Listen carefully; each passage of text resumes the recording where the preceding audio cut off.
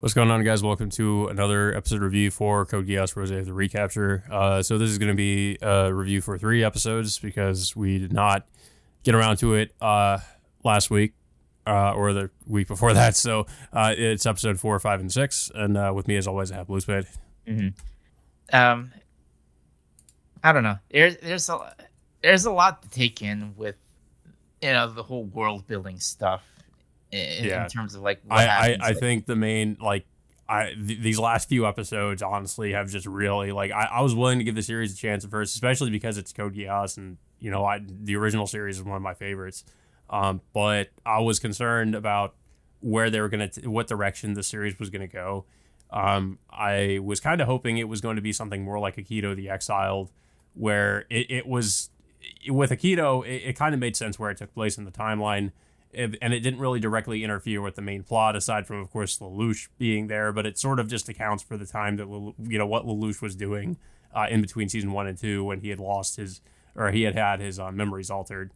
But with Roze of the Recapture, of course, there's a little bit more of an issue because it takes place. It's supposed to be a sequel, not really to the original series, but to the recap movie version of the events of the original series. But it's still the events of the original series. So therein lies a problem because, if we know anything about the original series, Lelouch's whole plan, of course, with the Zero Requiem was for him to essentially bring about world peace. Now, of course, I'm under no delusion that peace would have lasted, but this is supposed to take place 3 years after the original, after Lelouch had sacrificed himself for, with the Zero Requiem, with the purpose of bringing about, unifying the Britannian and the Japanese people. And 3 years later, there's already, this conflict breaking out with this new group with Neo Britannia showing up and taking over Hokkaido and, erecting this barrier. And there's just a lot of questions with that as to then the problem with that is why wouldn't the Black Knights or the new United Federation of Nations, why wouldn't they intervene? And of course, supposedly it's because of this barrier, is what we're led to believe. However, there are quite a few problems with this because, first of all, basically now that the Black Knights and the United Federation of Nations have essentially replaced Britannia. If we know anything about the Code Geass world and how their government worked, as essentially the new superpower. So it feels like the series is already asking a lot of you to accept that. The Black Knights or the United Federation of Nations wouldn't just come in and essentially just stomp out this new resistance group of Britannians that have just cropped up, pretty much out of nowhere and just taken over like they have. The other thing too is that in these recent episodes we learned that apparently there is a way to get by this barrier they've erected. At least with if you're submerged in the water, you can actually get around it. So that also presents a gigantic problem because that makes us wonder why that's not something that the Black Knights or the United Federation of Nations have not attempted yet. If you think about it, it just seems like they haven't even really tried to do much of anything about this situation. Well, and here's the problem with what I've gotten out from the UFN and the Black Knights as they currently are in this show. It just seems like they're trying to negotiate through peace negotiations with Neo Britannia, but the last time, according to them, they said the last time they attempted this, their entire peace delegation was killed by the Neo Britannians. So you would think that they would come up. So peace is not an option. No, it's not an option.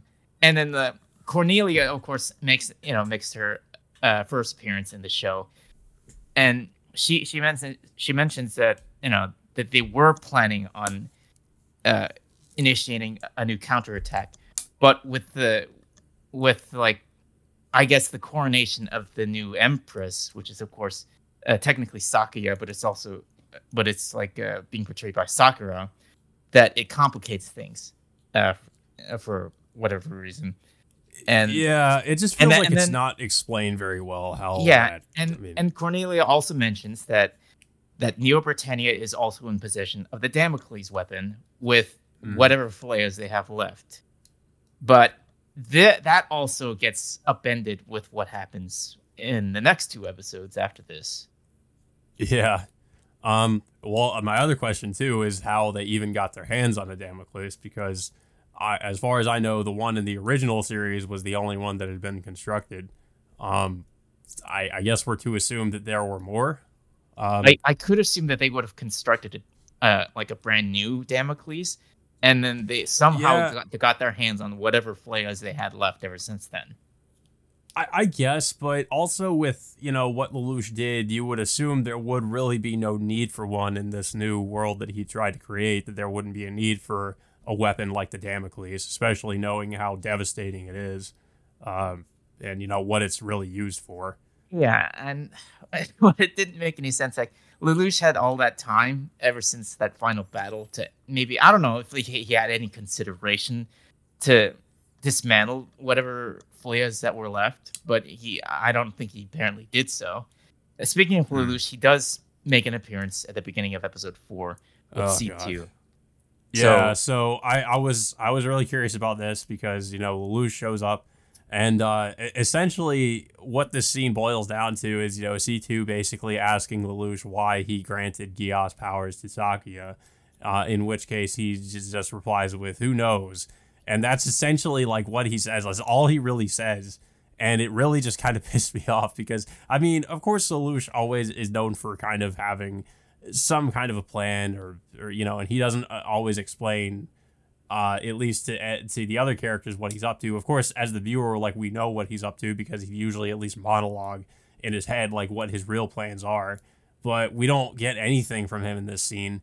So we have no idea, like, what, why he did this. And we don't really know what he's up to or what, how he feels about this current situation. Nothing. So that's all we get out of him in this episode. Like, that's all his cameo amounted to. And it really just, honestly, it just kind of pissed me off because, it just felt like a cheap excuse for fan service to basically just show Lelouch, but just not have him really do anything. Just to, to say that and to just go away. It's according to C2 that they're currently looking for more temples in relation to the Geass order. Yeah, that's what they're doing. And Lelouch, and she also asked Lelouch, like, if he'll play any part in the upcoming battle. But Lelouch responds that, in the end, we exist outside the boundaries of this world. So, and it's understandable why, because he can't show himself to the entire world in public. Because that would undo everything, like, with the whole Requiem thing. But it doesn't really matter at this point. But then that also begs the question, too. Like, well, then, of course, if that's the case, what is Suzaku doing during this time? Like, he is supposed to be Zero. And, Zero should at least try to intervene when there's something like this happening. But we don't know what he's doing either. So... just have to wonder, like, what is Suzaku even doing during this time? Yeah. So we pick up back, with the Japanese resistance group with Roze and Ash, and they're coming up with plans for a counterattack by recruiting other Japanese resistance cells all over the place from Hokkaido. And initially, it starts out a little bit rocky with some animosity with certain groups, but Roze, was able to negotiate some terms that, that they all agree to. And then, of course, they're also paid a visit by a Black Knight's envoy, who is, of course, Nina Einstein, of all characters. Yeah, and of course I guess they need her help because of the Damocles, and she was the one that came up with the Flea Eliminator, and I guess she's invented some new version of the Flea Eliminator for counteracting the Damocles. Yeah, yeah. Her reasons, of course, is she wants to undo the damage she caused by even making the plays in the first place. That's one thing I did kind of like about these episodes, that she, acknowledged her role in creating the Flea. But, we already kind of did get this from the original series, too, with her feeling guilty about what she did and the damage she caused by helping develop the Flea. but I mean, it's just kind of more of that, I guess. You know, it's yeah. So she, you know, like yeah, like you said, that she's basically there just to aid the resistance group by providing them with the newly upgraded and and Flea there is Eliminator. something else that we should point out as well. So that there is like a conversation between Nia and Roze, where Nia like asks, like, because I think Roze is technically like also like half Britannian, half Japanese, and she's asking like why he would help the Japanese people.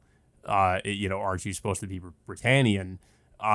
But the problem I have with this is that it feels like after the events of the original series, Nia wouldn't really hold these views anymore. She did, of course, win during the events of the original series, but it felt like near the end she started to more so understand. She started to I guess kind of warm up to the Britannian people, or not the Britannian, but the Japanese. But it felt like somebody pointed this out too, and I thought it was a good point that Ogi and Violetta's relationship was it was in a way supposed to represent the unification of Japan and Britannia in the original series, and it just feels like this sort of it's sort of like undoing that in a way. Like it's almost like forgetting that was one of the things that was I guess one of the points of the original series was the unification of these two people, and trying to come together for essentially for peace. But it feels like with this series we've kind of regressed, and they're not really acknowledging that from the original series.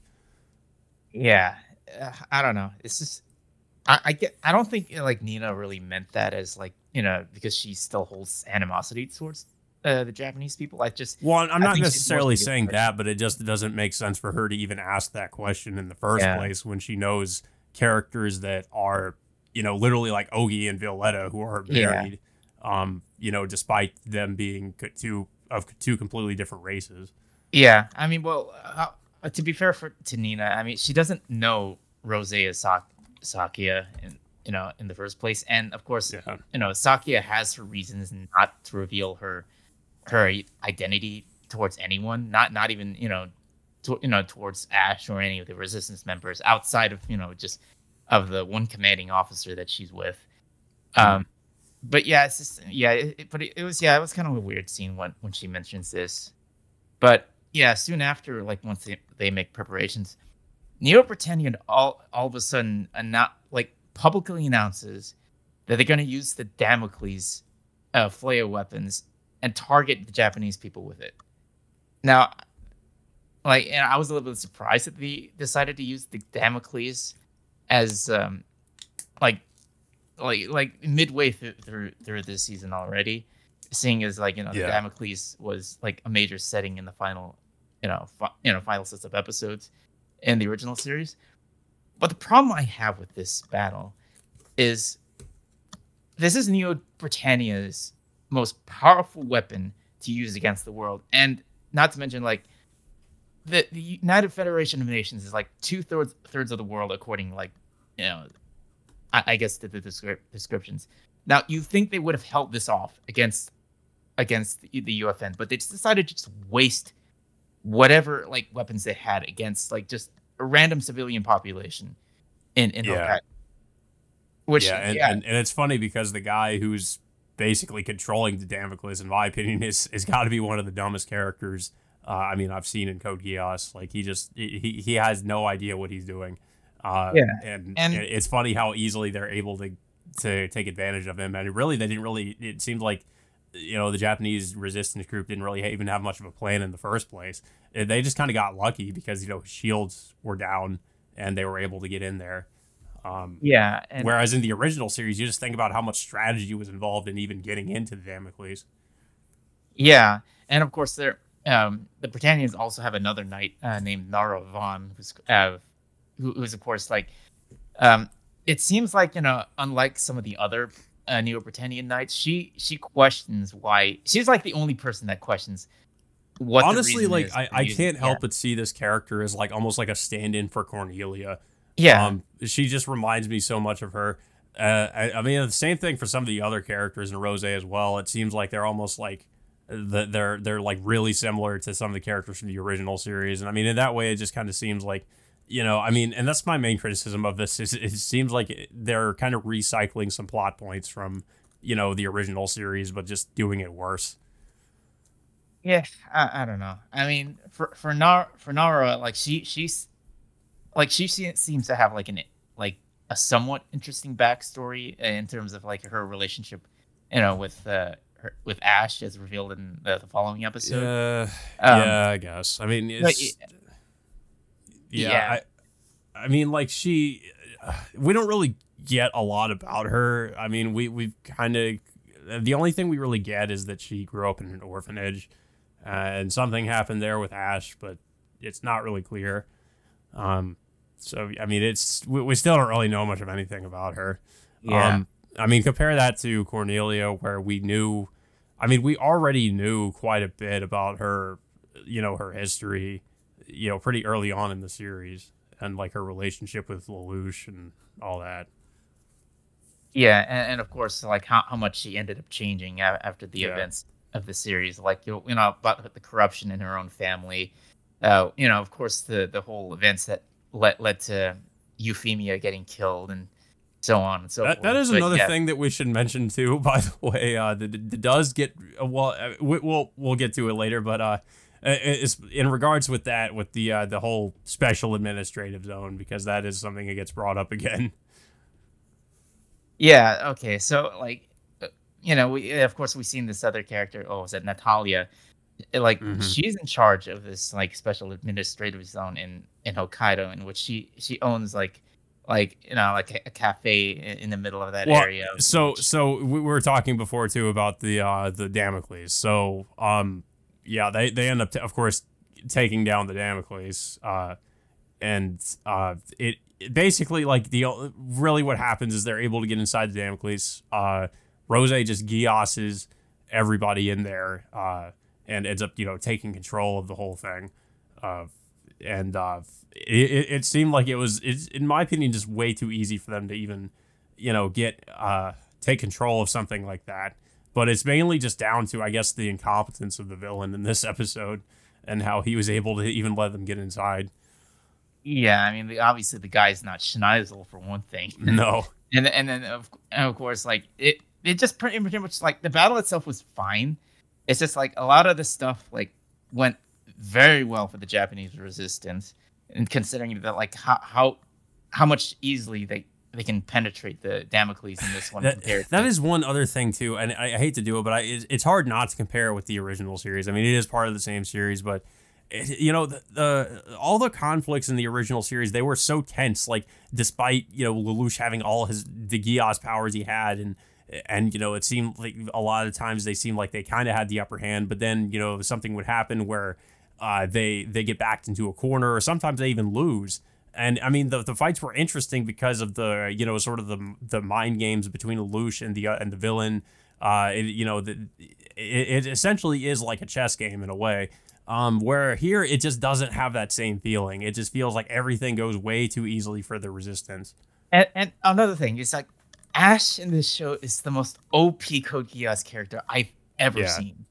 Like Yeah, Ash, all he does is just he just has, like, I guess, really good maneuverability, and I guess that's really just what wins him fights most of the time, is he's just very fast. But I mean, Suzaku is too, but that didn't really win him every fight. The only reason why he got so OP at the end was because of Lelouch's command for him to live, which basically made Suzaku do these like suicide moves. You know, he took advantage of that Geass so that he would do these like death-defying moves and end up getting the upper hand on people, whereas otherwise, like, he wouldn't have done it. But with you know, the Lelouch, with the Geass he was given, he just does more and more risky maneuvers. Yeah, I mean, in terms of Ash, is like we still don't know much about this character. Like we kind of got some of his backstory, but like his skills as a nightmare frame pilot just exceeds like everybody in this show Yeah. for like almost very little to no explanation.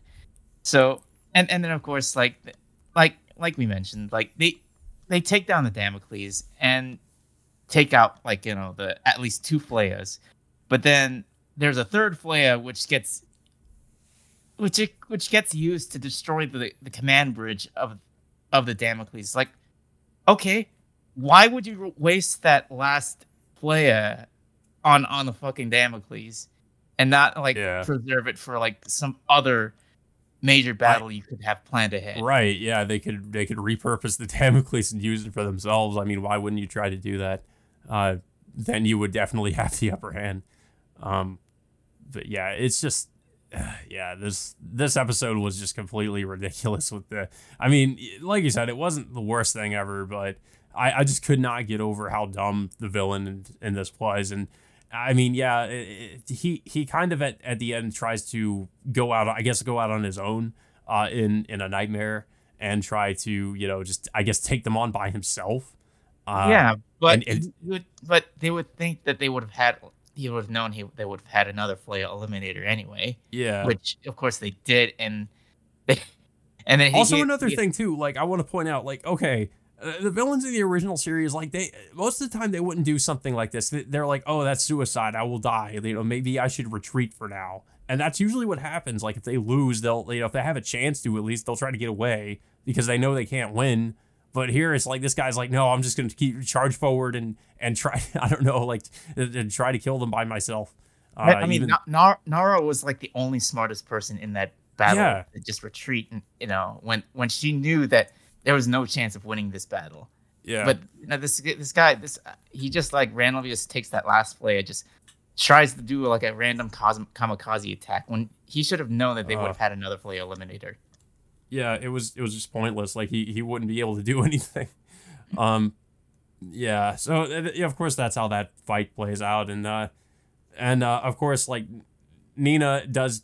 She just kind of ends up leaving after this. Like she, and I was just kind of scratching my head at this point too because I was thinking like, you know, you could ask, you know, Nina. She also says like I don't really have any influence within like the I guess the Black Knights or the Federation of Nations. And I'm thinking, like, she should have some influence considering who she is and what she's done. But I guess for some reason she doesn't. That didn't really make any sense to me. I was like, I don't know. It's like, and you would have to, and plus, like, the Black Knights reconvene, after they hear news of the battle. And now they're considering more peace negotiations. Like, why are you... Well, it didn't work the first time. But they want to try it again. Yeah. I mean, your first, peace envoy was killed for one thing, and you're aiming for more peace negotiations anyway. But you would think like with the Damocles destroyed and all their Flayas gone, you would take this as an opportunity to liberate freaking Hokkaido. I don't understand. Yeah. Yeah, and that, and also, so we before we're talking about how what was it, like I guess Sakura, like her sister, like she wants to basically, like her goal is to create another special administrative zone, which that to me, like that's another thing where it just seems like the creators of this have not even seen the original series. Because I don't know if they've completely forgotten about what happened, or even in universe, if people have forgotten what happened when the first time they tried to do the special administrative zone in the original series.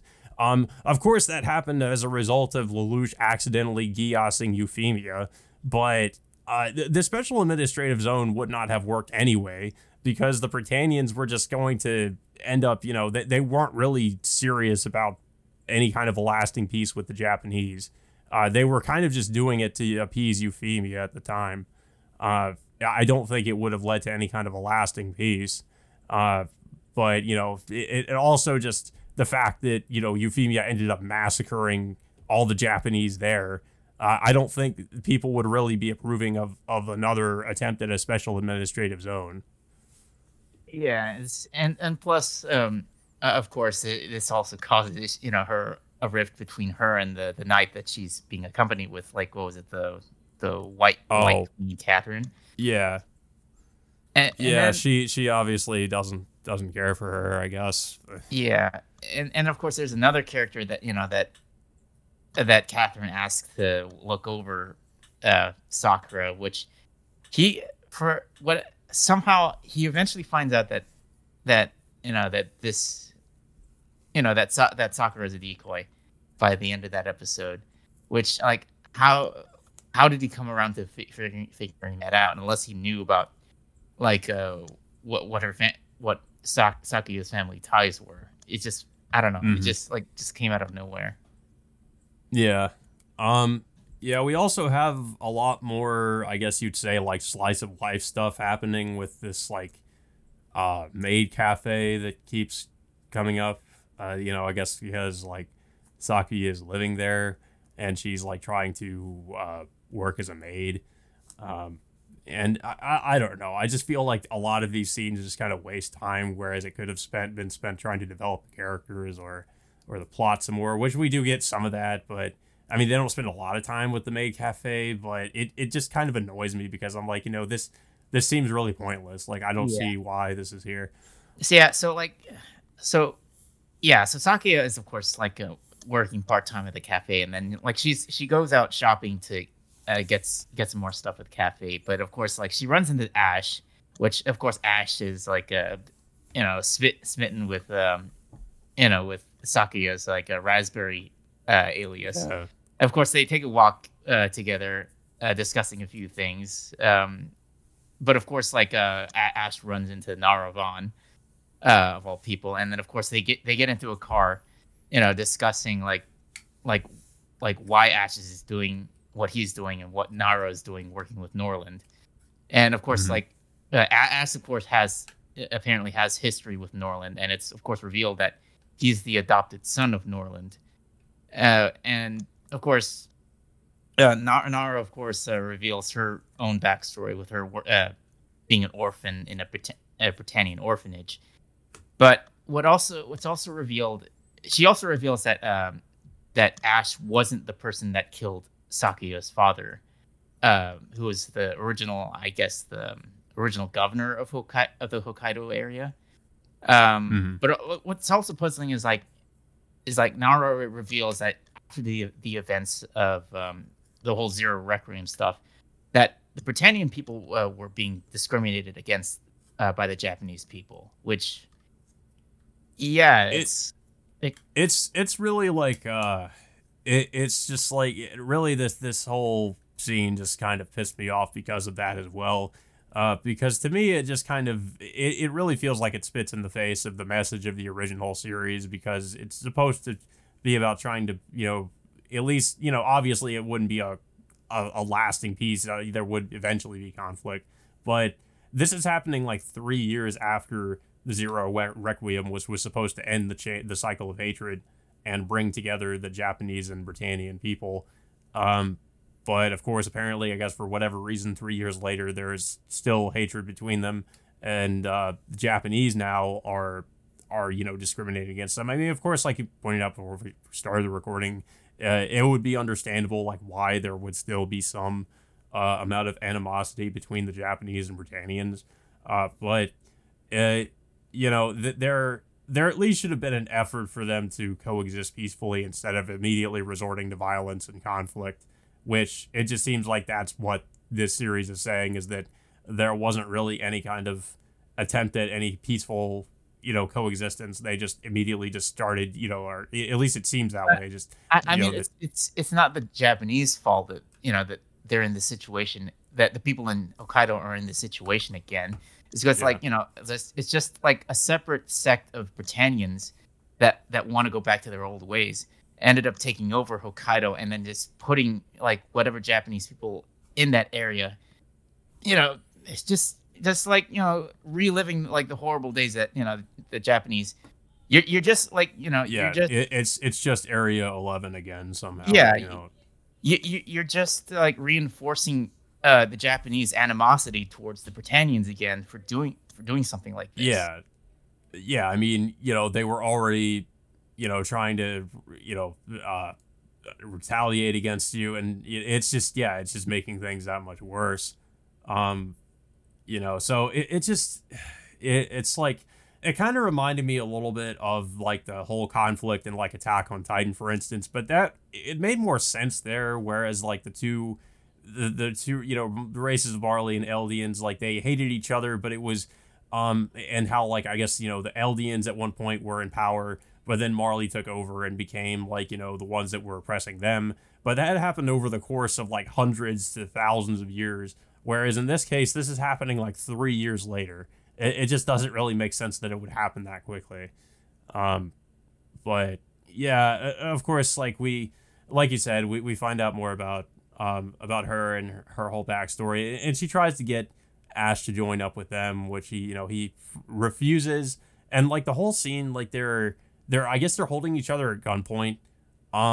And I guess when he refuses, it's not really clear. Like, I guess he jumps out of the car, and I guess he just keeps going. But yeah. So I mean, she of course, or I mean, he turns her down. Yeah. I mean, well, of course, like she gives her reasons as to why she's joining Norland, even though like Ash retorts by saying like Norland's not going to give you what you want, like in helping you obtain your goals. Like, as for Norland, I don't know how I feel with him as a villain. I don't know what he thinks, and I don't know what he's trying to do strategically with like how he's going about like his fight against the United Federation of Nations. He just doesn't really say much of anything. Like he very rarely just does or says anything. Like, it's mostly the other people, the people who are working with him, kind of in a way like almost like speaking for him, because he doesn't really say much of anything himself.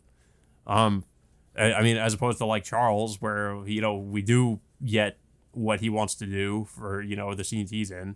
Like, he explains what his plans are. Yeah. But Norland, we really don't know. Yeah. Well, if I had to make like a crazy guess for why Norland wears that mask, I'm guessing he has a Geass. That's probably that's a big possibility, because we know like we've seen like Charles have a Geass, and it's not outside the realm of possibility that Norland also has a Geass. But it's just the fact I also thought it could potentially be because he's some character from the original series that we don't know who he is. But I mean, yeah, it could also be because he has a Geass.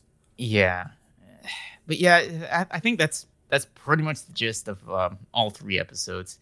Over the course of 3 weeks. I mean,